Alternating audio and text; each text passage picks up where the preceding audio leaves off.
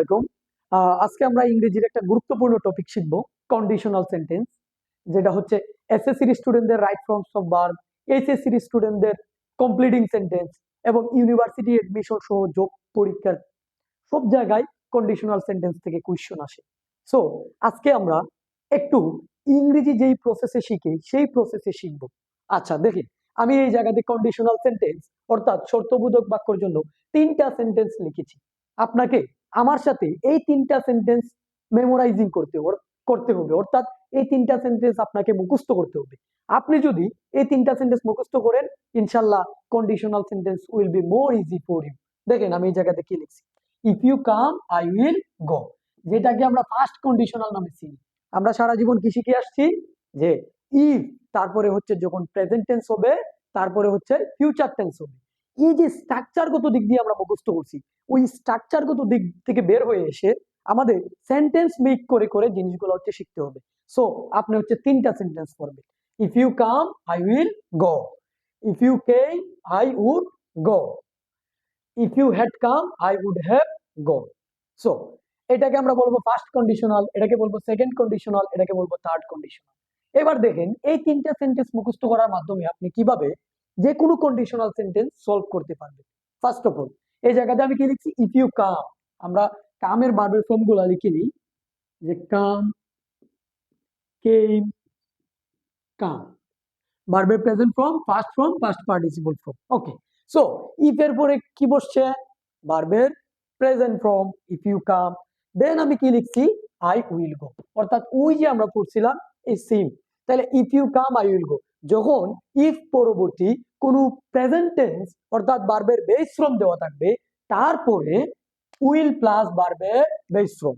আমরা জানি কি উইল একটা মডাল ভার্ব, মডাল ভার্বের পরে সবসময় ভার্বের কোন ফর্ম হয়, মডাল ভার্ব প্লাস ভার্বের বেস ফর্ম।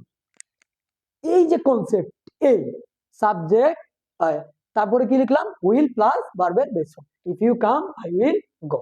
দেন দেখেন আমি কি লিখছি, second condition, if you came, যদি তুমি আসতে, I would go, would also হচ্ছে একটা মডাল ভার্ব।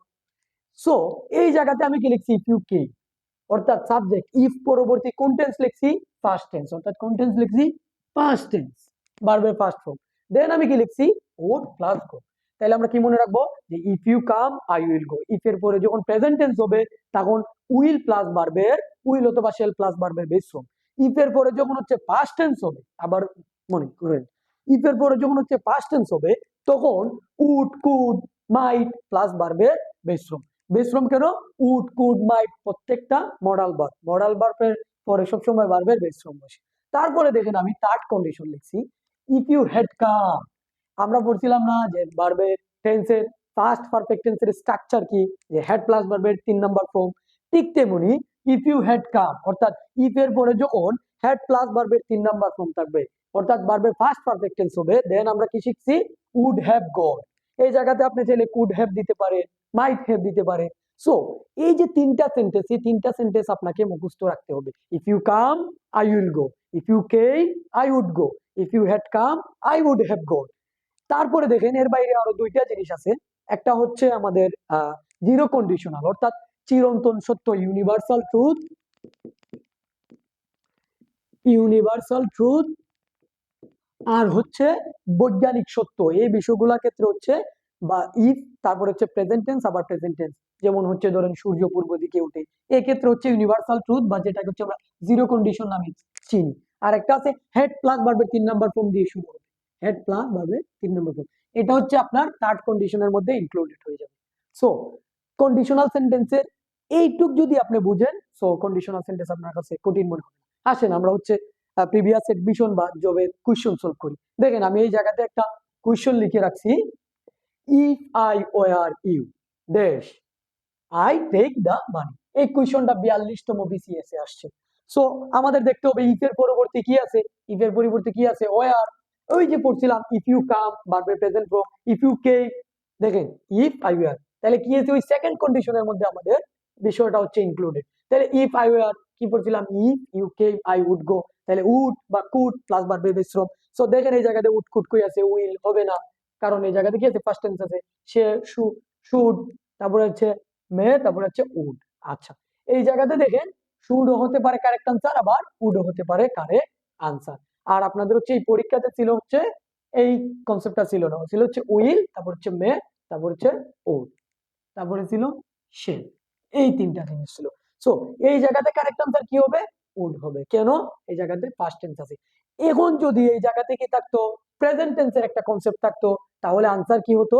উইল হতো। এই জায়গাতে হয়তো অন্য অপশন রিডিউস করে দিত। অর্থাৎ আপনাকে কনটেক্সট বুঝতে হবে।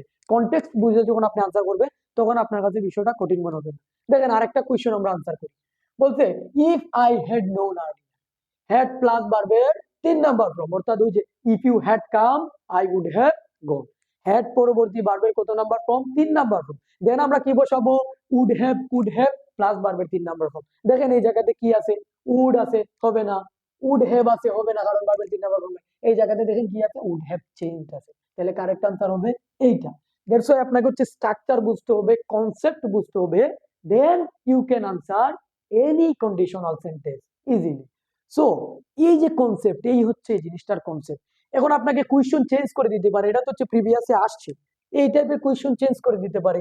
এসএসসির স্টুডেন্ট যারা আছেন, আপনাদের রাইট ফর্মস অফ ভার্ব আসবে, কমপ্লিটিং সেন্টেন্স আসবে এইচএসসির স্টুডেন্টদের, অ্যাডমিশনের স্টুডেন্টদের। এই যে কোয়েশ্চনটা সলভ করছি, এটা অ্যাডমিশনে আসছে, এই টাইপের কোয়েশ্চন হচ্ছে আসবে।